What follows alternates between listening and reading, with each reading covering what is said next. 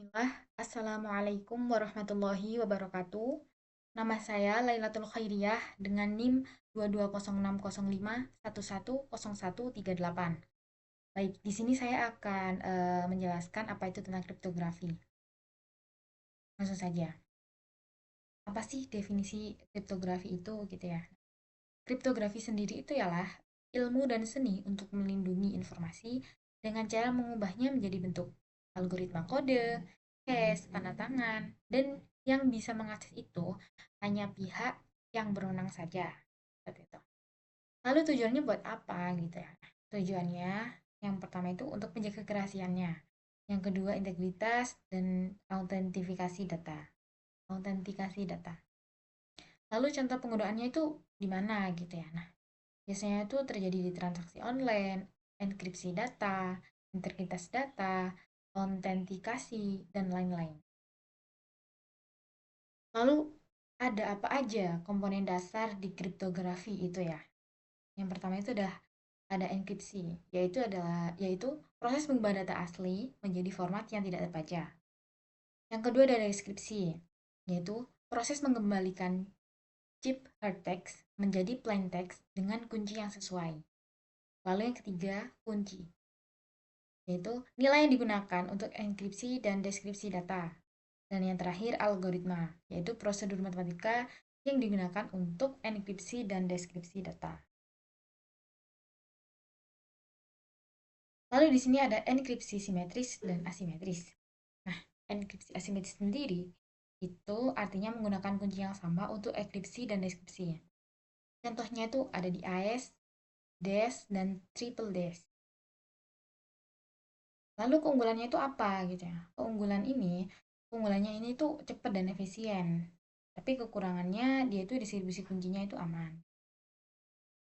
Lalu di sini yang kedua ada enkripsi asimetris, yaitu menggunakan dua kunci berbeda, yaitu kunci publik untuk enkripsi dan kunci privat untuk deskripsi. Contohnya itu RSA dan ECC. Ya.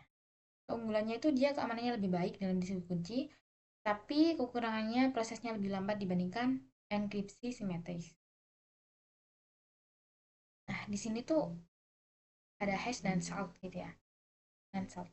Nah, hash sendiri itu proses mengubah data seperti password menjadi nilai tab yang unik. Digunakan untuk memverifikasi integritas data. Contohnya MD5 dan K256.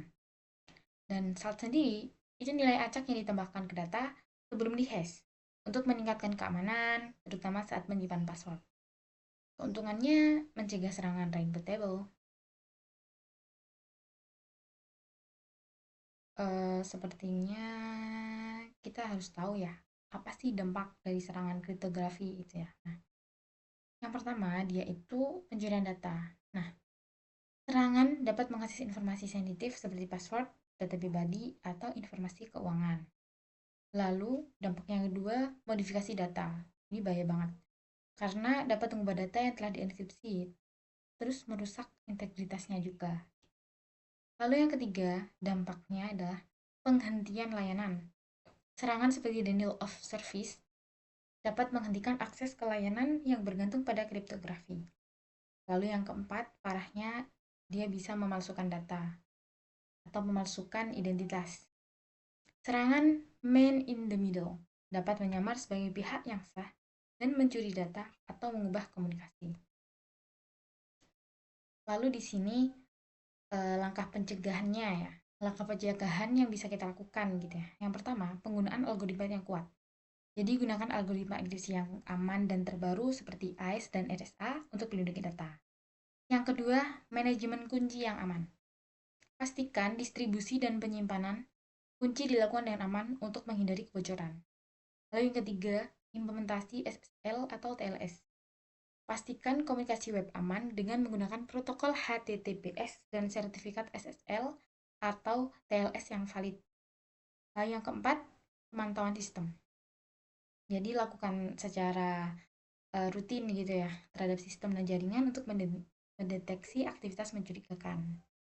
Lalu yang kelima, pembaharuan dan patching, yaitu selalu memperbarui sistem dan perangkat lunak untuk melindungi dari celah keamanan yang diketahui. sebelum ke kesimpulan, kita akan praktekkan saja. Apa langsung kesimpulan dulu ya? Ya udah deh, kesimpulan aja.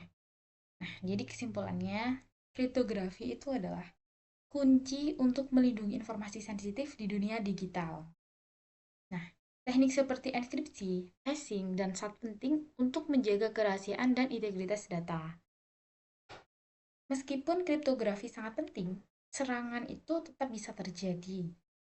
Sehingga pencegahan dan pengelolaan kunci yang aman itu sangat-sangat diperlukan. Lalu, penggunaan protokol aman seperti HTTPS dan SSH memastikan komunikasi yang aman dan mencegah penyusupan data. Nah, kesimpulannya seperti itu ya.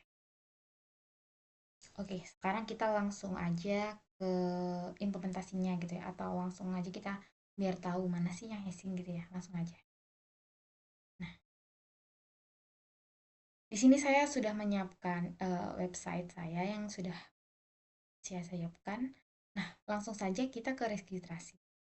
Penerapannya kita ke registrasi dulu ya, karena ini saya hashingnya itu di password saat mau login gitu ya.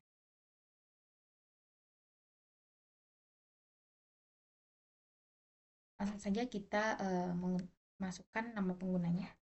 Misalkan kita masukkan namanya Zahwa. Lalu emailnya Zahwa 456. Ini random ya, cobaan doang. Nomor telepon. Oke, kata sandinya. Saya buat kata sandinya itu 12345.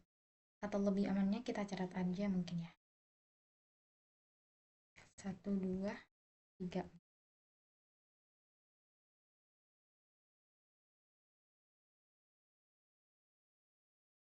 Tadi sandinya 1234 ya. Langsung daftar. Oke, dia sudah berhasil dan kita langsung cek aja di Heidi kita. Kita review. Oke, sudah masuk. Nah, di sini kata sandinya terlihat kan. Nah, ini tuh bahaya banget. Makanya kita terapkan di sini hash gitu ya. Di sini saya tadi sudah menyiapkan codingannya supaya cepat. Nah, kita akan mengubah di sini ya, di kata sandi plan. Sudah siapkan tadi, saya paste di sini. Apa sih yang berubah? Nah, tadi di sini itu kata sandi plain. Nah, sekarang saya ubah menjadi kata sandi hash. Di sini untuk apply hashing to password. Oke, kalau udah langsung aja kita coba registrasi lagi. Nanti kita lihat ya perbedaannya. Misalkan siapa ya?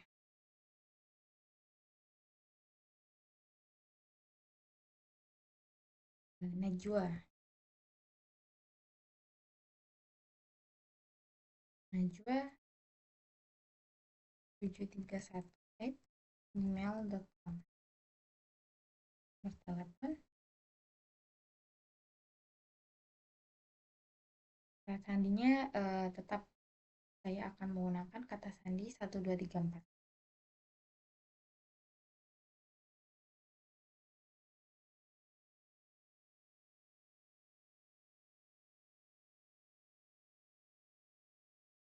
Sudah berhasil, langsung saja kita cek di Heidi. Nah, dia sudah berhasil hash. Nah, di sini tuh dia bisa aman.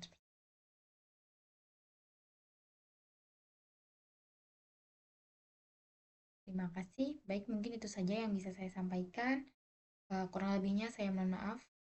Terima kasih. Wassalamualaikum warahmatullahi wabarakatuh.